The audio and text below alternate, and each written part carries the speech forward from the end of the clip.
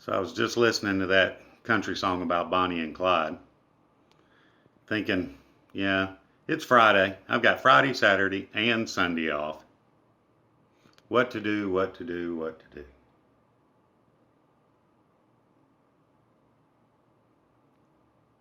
Road trip.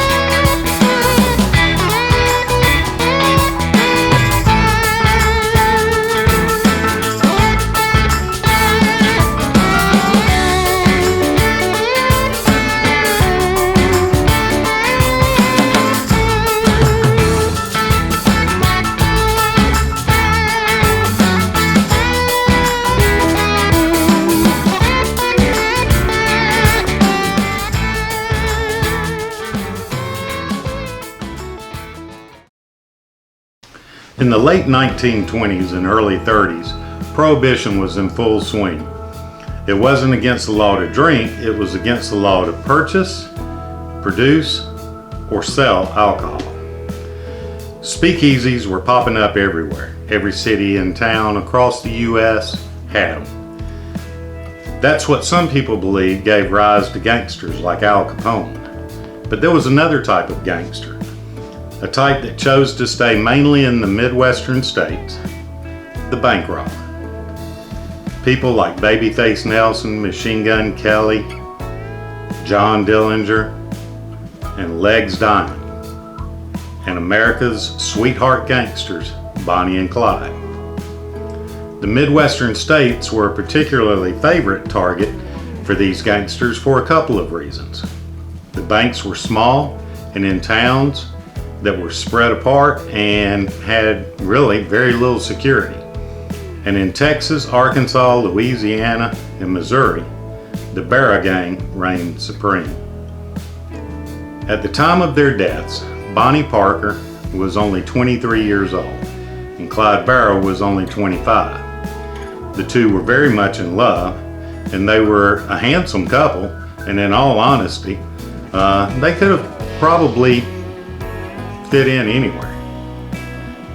Their 2-year love affair and crime spree took its toll on both of them, and by the time they were killed, both were very ill and Bonnie could hardly even walk. America's love affair with the duo has led to musicals and TV shows, documentaries, and movies.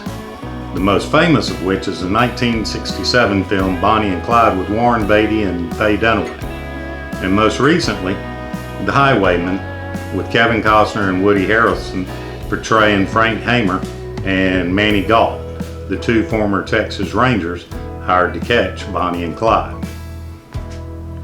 Their demise came to fruition just like Bonnie had predicted in her poems, in a hell of gunfire in a small Louisiana town of Gibsland. Now Gibsland is halfway between Monroe and Shreveport, and to this day still only has less than 1,000 residents. When I arrived at Gibsland, I found the residents to be very friendly and open. And it's here in Gibsland where the Bonnie and Clyde Ambush Museum can be found on Main Street. The owner and curator for the museum is Mr. Perry Carver. Perry has a unique relationship with all things Bonnie and Clyde. When he speaks of their history, you have to remind yourself that he is the custodian of their history and that they died some 27 years before he was born.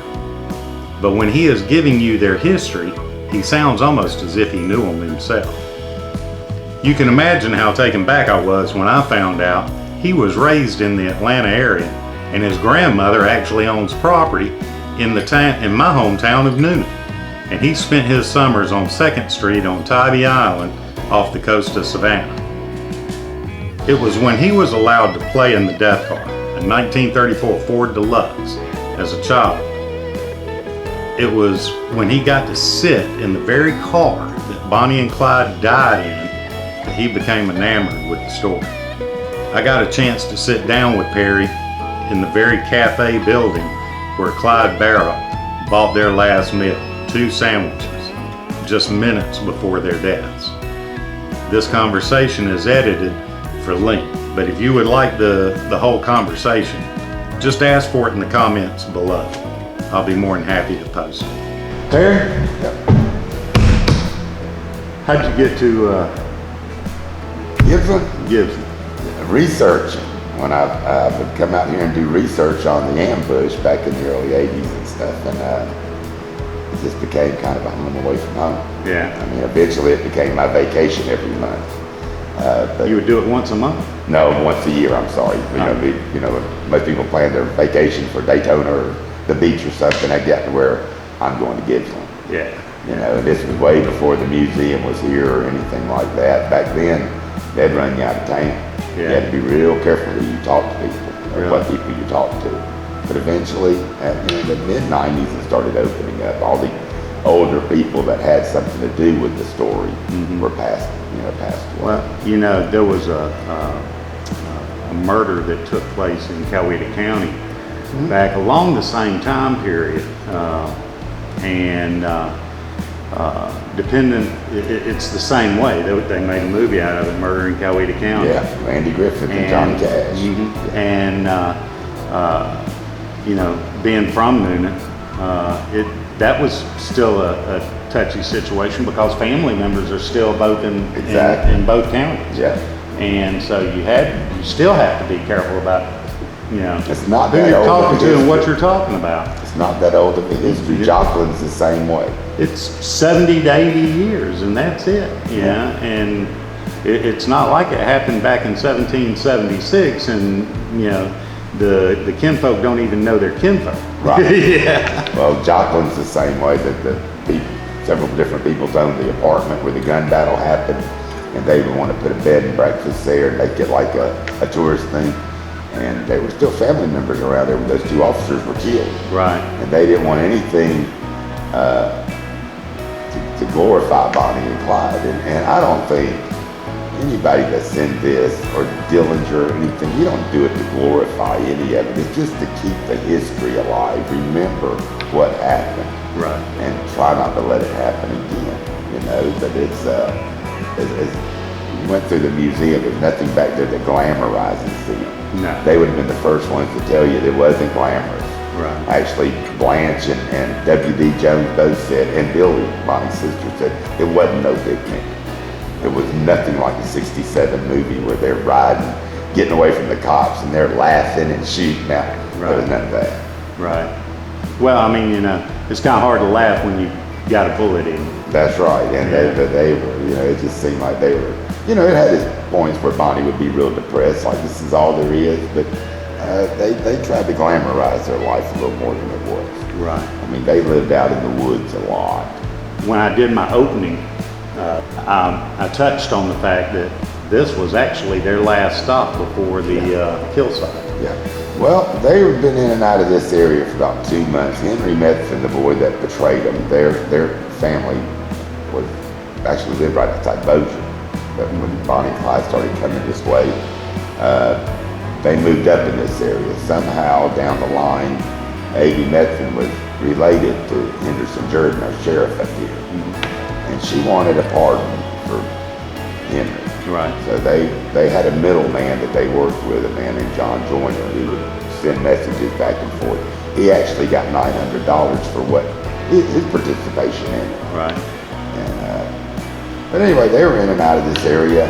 They stayed down in Mangum. They camped out a lot. A lot of farm area, wooded area. They felt safe there. The night before the ambush, though, they had to go back. Henry had got away from them about 2 weeks before the ambush. Right. I say get away. They were down in Shreveport. He went into a little sandwich shop. The police pulled up. Bonnie and Clyde left him.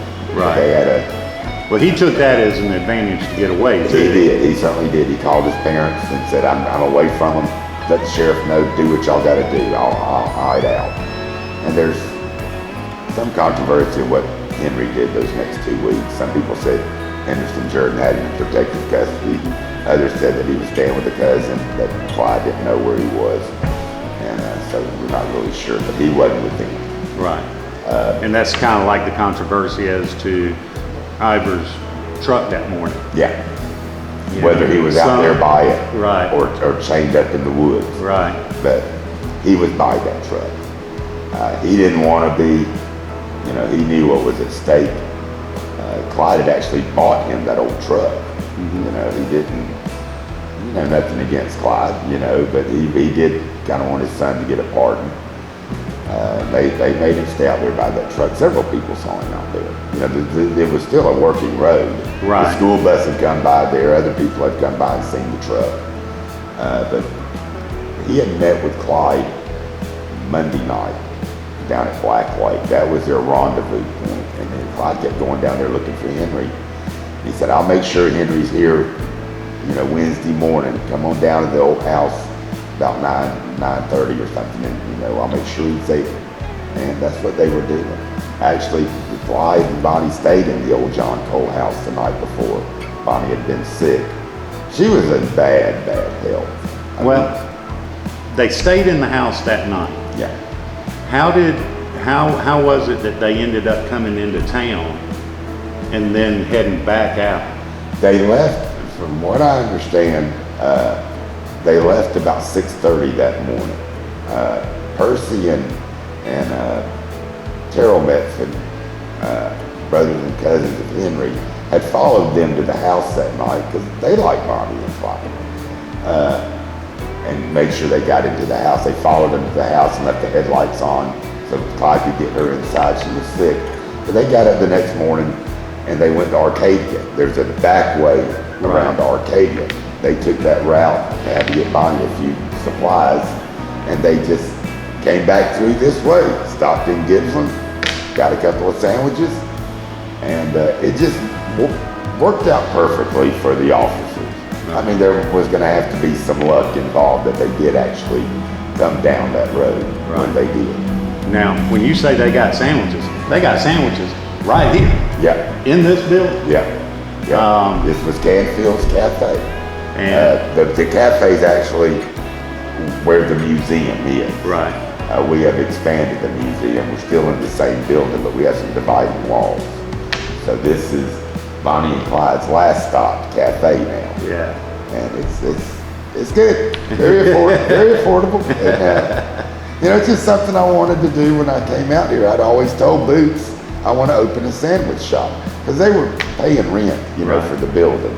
And if I was going to be here the rest of my life, I wasn't going to pay rent. Right. It's expanded, and the story just keeps growing. Right. With Gibsland, it's halfway between pretty much halfway between Monroe and Shreveport. Yep. And you kind of think of it like Gibsland is the most famous unknown place there is. Yeah. And it helps we're just a mile off of I-20. Right. But I remember coming into Gibsland for years. Like I said, the story's always fascinating me. But when I got here, I felt like they were really with me. I'd go down some of these old back roads that Clyde would travel and stuff. Mm-hmm. And I've been living here now for 4 years, and I've kind of lost that feeling. Sometimes I have to just go out and get on some of these roads and remember, why I love this so much, because it's a tragedy. The story, you know, for them, their family, their victims' families.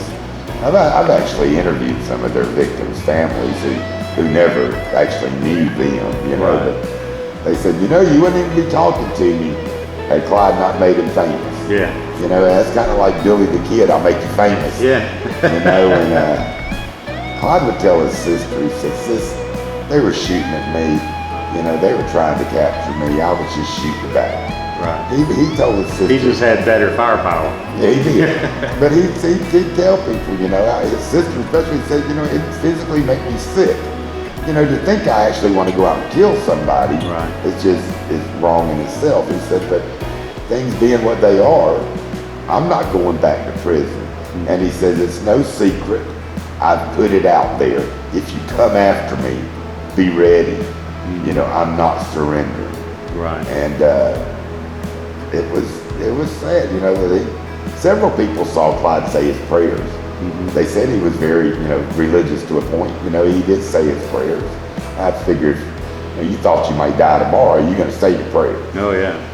But they kind of knew what was in store for them, and that's a hard way to live. Isn't it? You know, they tried to ambush him and kill him in Sowers, so they knew that they aren't out to capture us. They want us dead. They want to kill us. Right. And that's a hard way well, you know, exist. Bonnie was always writing poetry to that same effect. Yeah.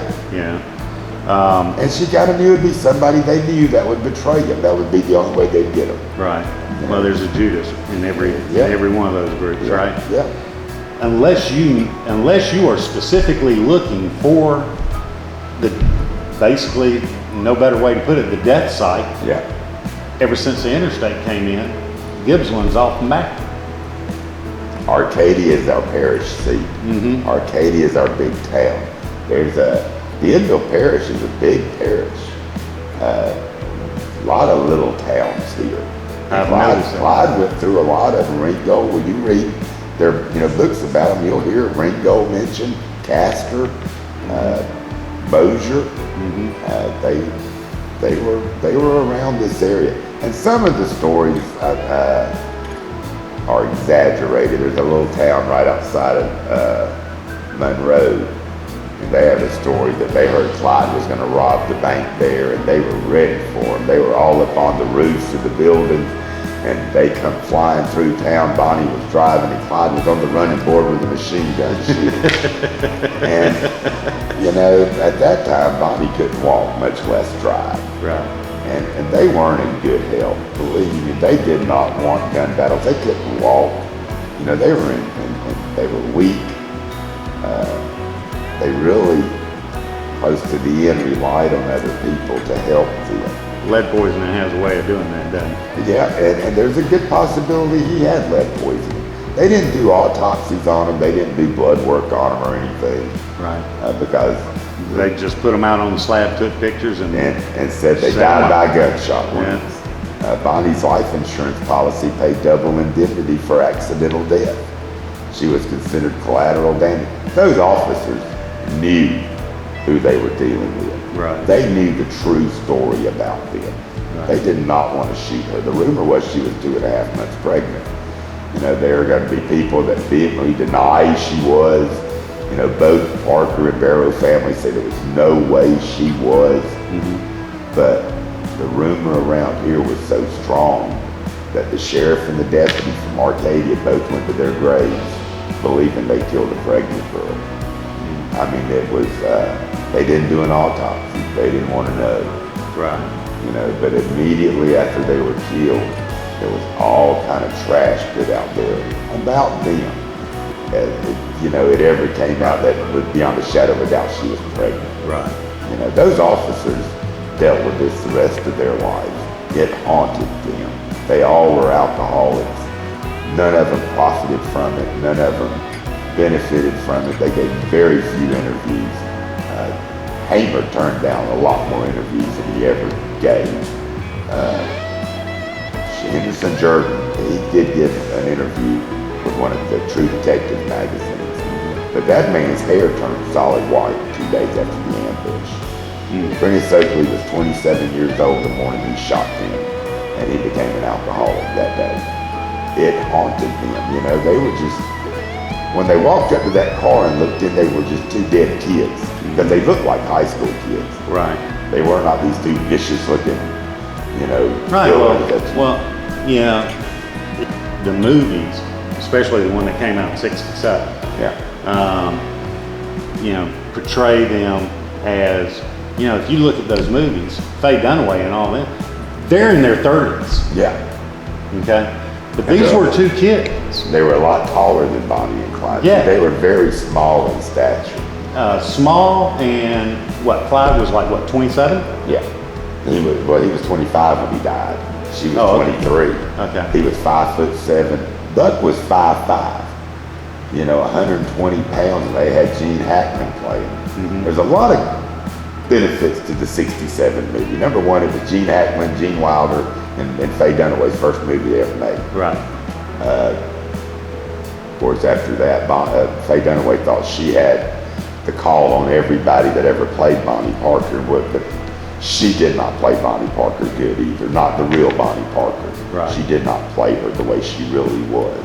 Warner Brothers was sued by the Hamer family for defamation of Frank Hamer's character, and they won an undisclosed amount. The Barrows sued them. They got nothing because the Barrows could not get no respect. Right. Point to show that Clyde wasn't a cold-blooded killer. Because when those lawmen came in on them, he shot over their heads, you know, so they would hit the ground. I mean, he could have mowed them down. I mean, he could have killed a lot of those men, but he didn't. He shot over their heads, and they tried to get away. And in turn, Bonnie was shot in the stomach, Clyde was shot in the shoulder, WD got a chest full of bird shot, because a lot of them old guys had their hunting rifles, didn't he? So he got shot in the bird shot. Buck was shot in the back. He'd already been shot in the head in Platte City, and they captured Blanche. Right. You know, so even out of desperation, he didn't just cold-bloodedly kill those people. You know, he tried to get away. Right. And they got 30 miles on a stolen Plymouth running on kerosene. You know, so tell me they didn't have an angel sitting on their shoulders sometimes. Yeah. The morning of the ambush, the first two shots, Prentice killed them both. Prentice is pretty much, most people say, you know, they give him credit for killing Clyde. You know, his first two shots hit Clyde dead in the head and killed him. Right. Well, he had a 35 caliber and he was 20 feet from him. He popped off two shots and Bonnie was sitting right next to Clyde. Those shots went right through Clyde and right through her. Right. They were done at that point. He killed both of them, and I think he knew it. He was 20 feet. He saw it. Right. He told people that he don't remember any of it. He said he remembered 1 minute he was kneeling behind the bush, and the next minute he was firing. Speaking of the bush,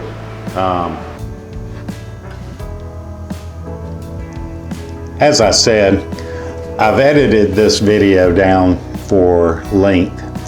If you'd like to see the whole conversation with Perry, just leave a comment below and I'll be more than happy to post it. The museum is open 6 days a week, and if it's open, Perry's gonna be there. Tell him I said hey and let the conversation ensue.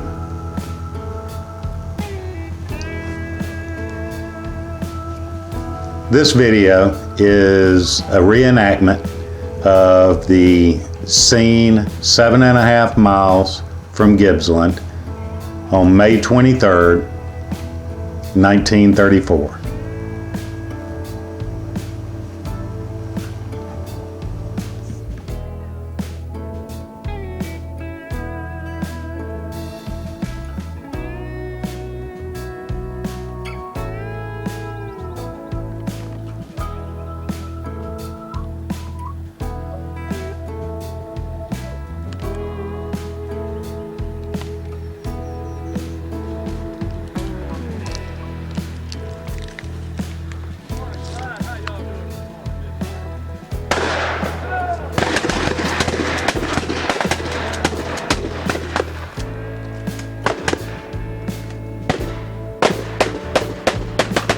If you like this video, please subscribe. Hit the like button. Oh, and don't forget to hit that bell so that you'll be notified whenever I do a new upload. Have a great day, and remember, every trip starts with a step, and that step starts with you.